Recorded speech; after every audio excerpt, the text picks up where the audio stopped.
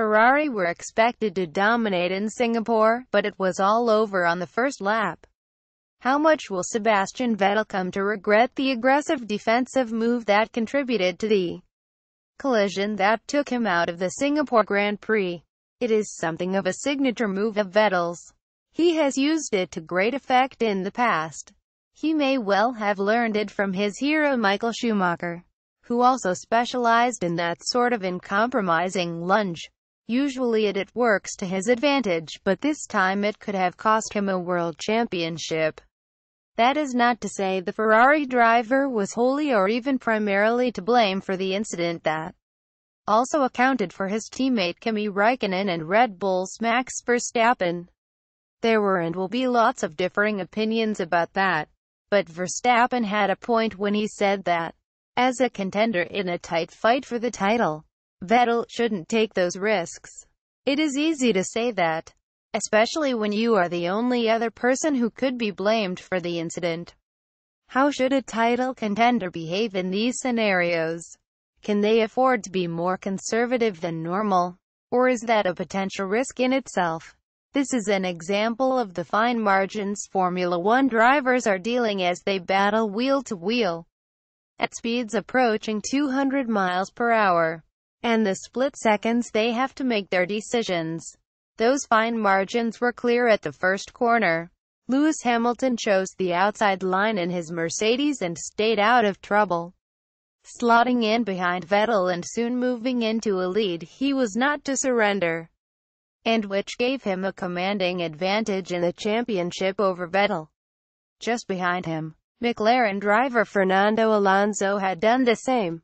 The Spaniard was briefly in third place behind Vettel and Hamilton after a trademark flying start, and for a moment was dreaming of his and McLaren Honda's first podium. Then he was collected by Raikkonen's wildly spinning Ferrari, and just like that his hopes evaporated. Have Vettel's for the title just gone the same way? Mercedes and Hamilton were keen to emphasize after the race that nothing had changed. They had to retain focus. There were a lot of points still to play for. A lot of things could happen and so on. But there was no doubting that Hamilton realized what this meant. Time will tell, he said, but it is a very positive day. I had no idea it would be such a positive outcome. I need to hit hard in the next two races and game on.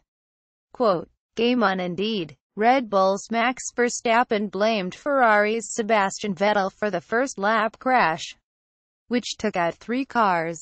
The Vettel incident. In the paddock afterwards, opinion was split on who was to blame for the start line incident. Some felt Vettel had been too aggressive in diving across to the left to defend against Verstappen. Others felt that Verstappen, as the man who had a clear view of both Ferraris, could have decided discretion was the better part of valor and backed out of it. In the end, the stewards were probably right to take no action over the start line incident, deciding that no driver was wholly or predominantly to blame. Vettel was undoubtedly very aggressive in covering against Verstappen. In normal circumstances, that would have been okay. He would have edged the Red Bull to the pit wall. They would have disputed the first corner and moved on from there. The problem was that Vettel clearly did not realize teammate Raikkonen was on Verstappen's inside and moving ahead. Having made the best start of all 3, Raikkonen kept his car aero straight. The only movements on his steering wheel to correct wheel spin in the wet conditions. Verstappen initially went right towards Vettel but quickly began to inch to the left, seeing Vettel coming across and Raikkonen on his inside. McLaren's Fernando Alonso was also forced into early retirement after his car suffered damage. As Vettel kept coming, Verstappen soon found himself pincered. The initial touch that triggered the collision was the Red Bull's left front tagging Raikkonen's right rear, which spun the fin around into Vettel. But by the time that touch happened, Vettel was arrowing in rapidly towards the pair of them and Verstappen looked like he had nowhere to go. It was just one of those things that can happen at the start of a Grand Prix. But there was no doubt who was the biggest loser. A mammoth task for Vettel now. Hamilton has now won 3 races in a row and Vettel's deficit is more than a clear race win. That's quite a turnaround from the German being 14 points in front after his victory in Hungary at the end of July. Hamilton has serious momentum now. And of the circuits coming up, there are no major headaches for Mercedes of the kind that Singapore was expected to be. Mercedes are a little concerned about Mexico and Brazil, where they feel the characteristics may favor Ferrari and Red Bull. But by and large the fight should be pretty even. If the season goes as it has so far, the competition will be close.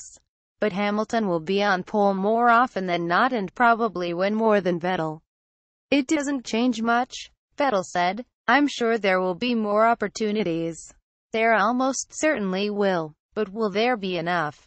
Or will Singapore come to be seen as the race that decisively turned the championship in Hamilton's favor? One of Hamilton's great wins. If Singapore does prove a defining moment in Hamilton's favor, it would only be appropriate, for it was one of his finest drives. Mercedes were struggling, well off the pace of both Ferrari and Red Bull in practice, and they arrived at the track on Sunday expecting a day of damage limitation. But then it started to rain. Hamilton's wet masterclasses. At Silverstone in 2008 he finished more than a minute ahead of the field, and survived a puncture to win at a wet Monaco that year. They were in another world in dry conditions. Hamilton said, for the rain to fall, I was so happy. You can't imagine how happy I was. Normally when it rains you are a little apprehensive. It is a little nerve-wracking because it makes it so much trickier for us, and here we've never even driven in the rain. But I was kind of like, yes, when those conditions happen, it's more of a lottery.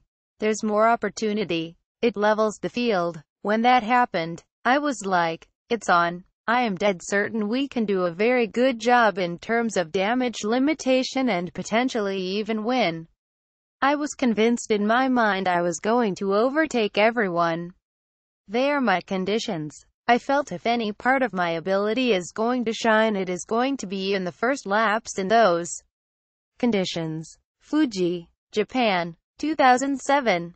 Torrential rain couldn't stop rookie Hamilton as two-time world champion teammate Fernando Alonso crashes out. A bunch of them went missing.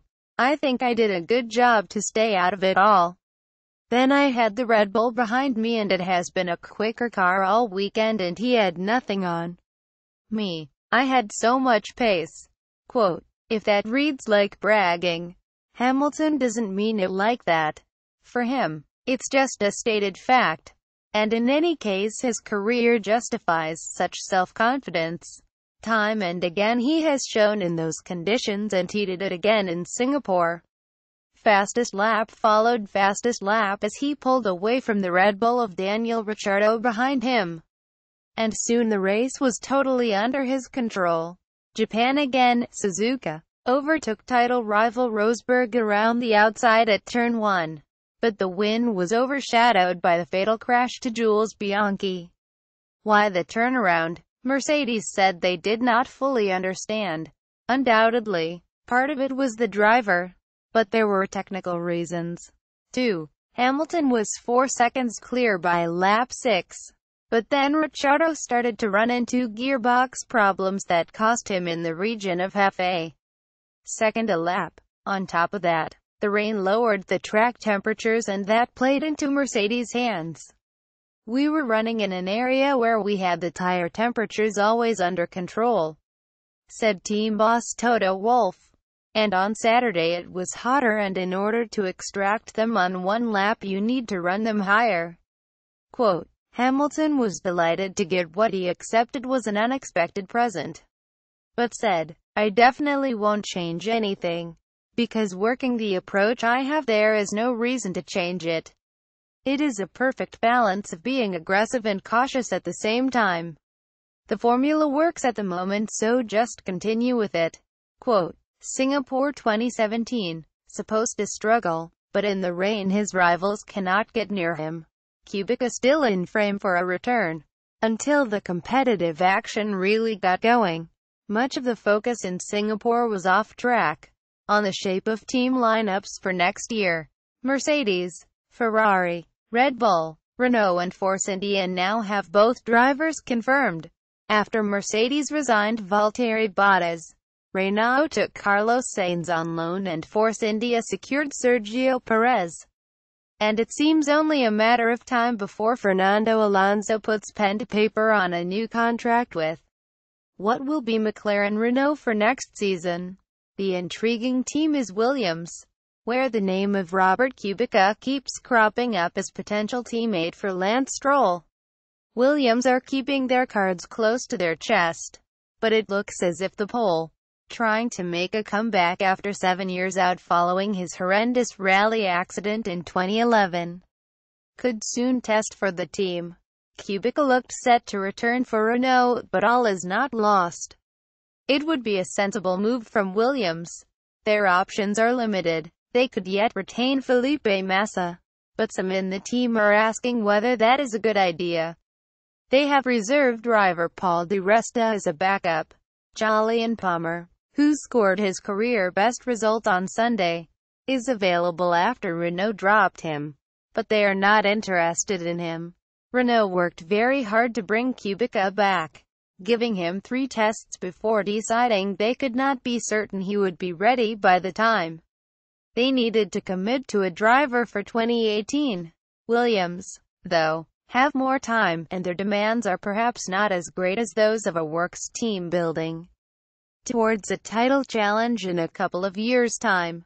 Kubica's final test for Renault in the 2017 car in Hungary cooled their interest.